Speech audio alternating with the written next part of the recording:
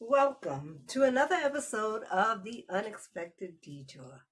Yes, wherein life detours are inevitable. To be honest, sometimes the hardest truth to face is the truth that we already know. Life has a way of whispering to us before it ever begins to shout. Something changes, and deep down we notice it. We may not have the words for it yet. We may not fully understand what it means, but somewhere inside, we know something isn't quite the same. For me, one of those whispers began with my hair. I started noticing that my edges were thinning. Every time I looked in the mirror, I saw the change.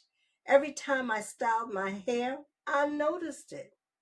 It wasn't dramatic, but it was enough to catch my attention. Still, I convinced myself it was probably nothing. Maybe it was stress, maybe it was getting older, maybe it would grow back on its own. I told myself all those things that kept me from asking a simple question: why is this happening? Then, one day, my hairstylist said something I wasn't expecting. I was totally shocked. And basically, I was kind of hurt at the same time. He told me he would no longer perm my hair until I saw a dermatologist.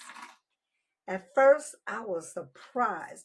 I had gone to him for years, and I couldn't understand why he suddenly refused to do my hair. Looking back, I realized he wasn't refusing to care for me.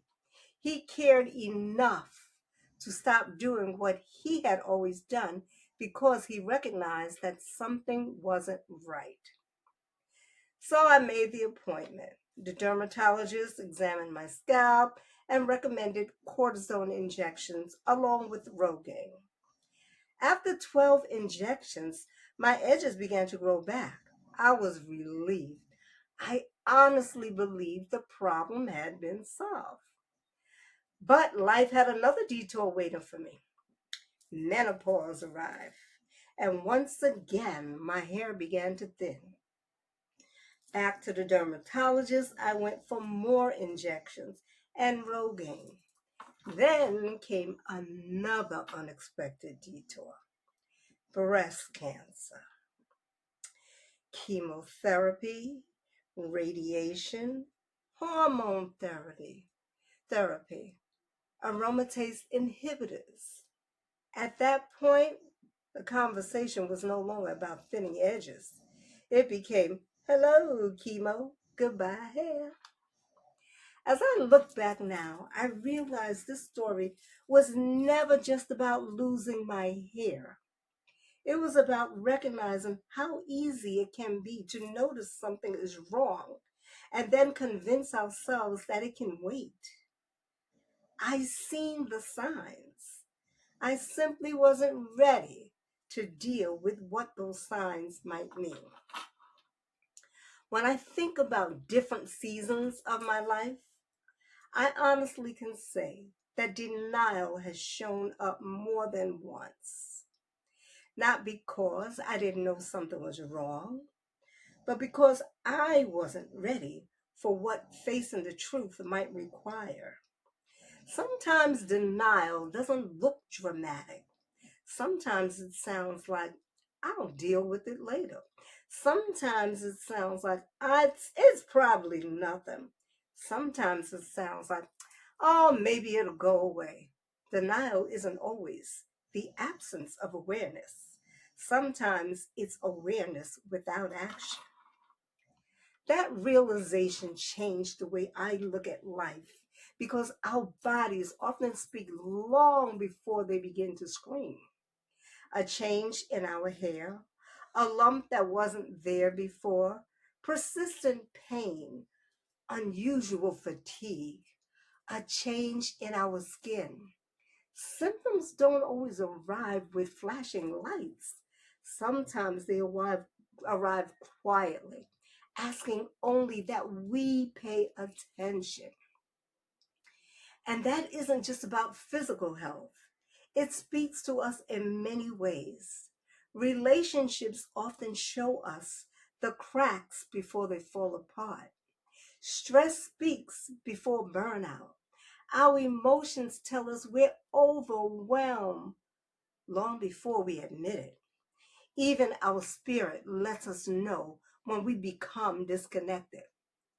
There are whispers before there are warnings. I want to be careful here because this isn't about blaming ourselves. Fear is real. Medical mistrust is real. Being dismissed by healthcare providers is real. Lack of access to healthcare is real. Financial concerns are real. Family responsibilities are real. There are many reasons people delay seeking help. This conversation isn't about guilt or shame. It's about becoming more aware of giving ourselves permission to listen when something doesn't feel right. For me, the unexpected detour wasn't simply losing my hair. It was realizing that I had developed a habit of noticing the signs and then explaining them away. That realization gave me clarity because once we're honest with ourselves, we give ourselves the opportunity to respond differently. Maybe that's the lesson I want to leave you with today. We don't have to wait until something becomes urgent before we take it seriously. We don't have to minimize what we're noticing. We don't have to convince ourselves that concern automatically means fear. Sometimes paying attention is wisdom. Sometimes asking the question is wisdom. Sometimes making the appointment is wisdom. And sometimes acting before life forces us to act is the wisest decision we can make. My hairstylist couldn't have continued doing my hair. He could have ignored what he saw, but he didn't. He paused. Looking back, I realized that pause became part of my healing journey. Sometimes the people who interrupt our routine aren't making life difficult. Sometimes they're helping us see what we've been trying not to see. So I'll leave you with this question. What have you been noticing but dismissing? Not to frighten you, not to make you anxious, but to encourage you to listen to your body, your mind, your heart, and your spirit. Because sometimes the detour begins with a whisper.